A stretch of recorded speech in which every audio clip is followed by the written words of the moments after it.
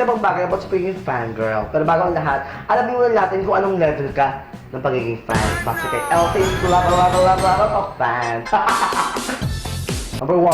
Number one, the I know you. Ito yung tipo ng mga tao kung saan kilala mo lang siya bilang sikat, ganon. Pero hindi ka pa fan, officially, o papunta ka pa lang doon. So I know you lang. I know you, Lloyd. Number two, the I like you. Ito yung mga taong kilala ka at gusto mga ginagawa mo. Marahil napadaan lang sila sa'yo at nilike na yung page mo. Mga ganon, yung like lang. I like you, like that, you like this, and everything. Ito yung mga taong minsan lang makakita ng mga post mo na yung nakikita niya is maganda, kaya like ka niya, no? Pero hindi lahat ng post mo ini-like niya, kaya like lang. Hindi likes. Corny mo, Number 3, my favorite. Ito yung mga taong gusto yung karamihan sa ginagawa mo. Yung nakita ng may talento ka at nagustuhan niya yon, kaya niya favorite ka na niya. No? Favorite kaya sa field na yon. So yun, push mo yan. I favorite you, darling. Like, favorite.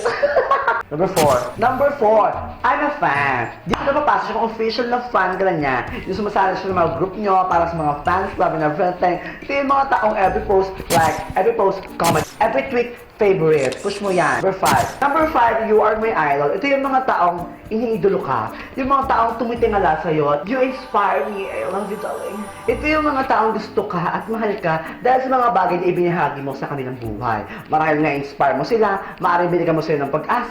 Maaaring gusto nila yung ginagawa mo. O maaaring meron kang talento na idol naman talaga. I idol you, diba? I idol you. Like, turn down.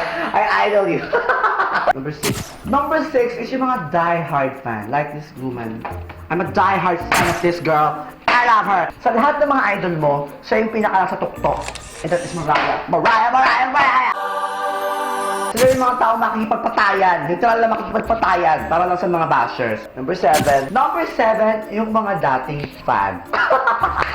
Yung mga dating fan na nahirapan na, di na kinaya mga ginagawa ng idol nila, kaya naging hater na lang. Number 8, yung mga fan. Mga ranty fan. Ito yung mga tao kung saan fan pa din sila, pero mga kadalasang nakikita nila is yung mga bagay na mga mali. Yung sa tingin nilang maling ginagawa ng idol nila, masyado sila nag-rant, nakapansin sila yung mga kamalian, yung mga kaflapan, yung mga kabaduyan, mga ginagawa ng idol nila, which is sometimes good, sometimes bad. Kasi nga, di ba, paminsan tag sobra na, umay na! Basta! Mag-apply ka sa manager! Push mo yan! Number 9, the obsessed fan. Ito yung mga tao kung saan kakaiba na. Gusto ka nila, at gusto ka nilang maging kanila. Kakala ka lang pa ba lang?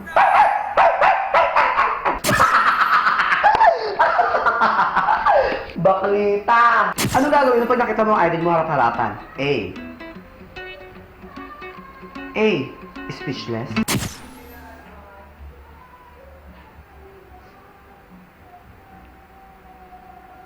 Slug na ba yun? Speechless ako. B. Mouth open.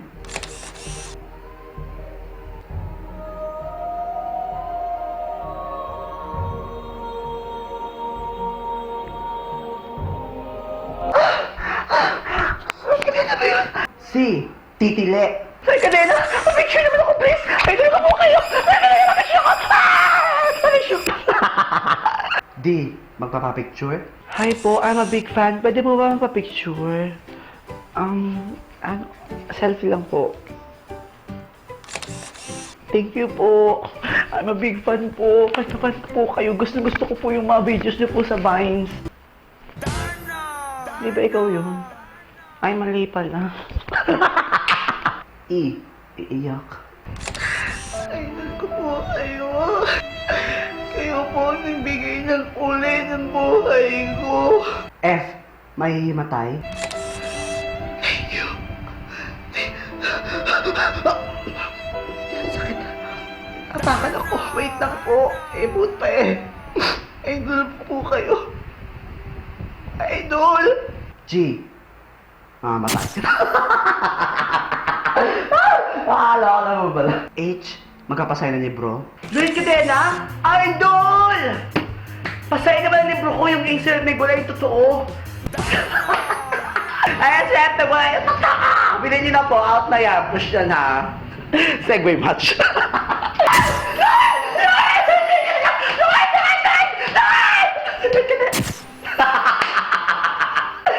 Ikaw, anong klaseng fan ka? At kung may nakalimutan ako mga level ng fan o mga uri ng fan, i-comment mo lang below, di ba? Push mo lang bago yan. Push friend. At ayun, si Week natin ay ang admin ng Twitter page ng Exosang Bakla! Push yan! Woo!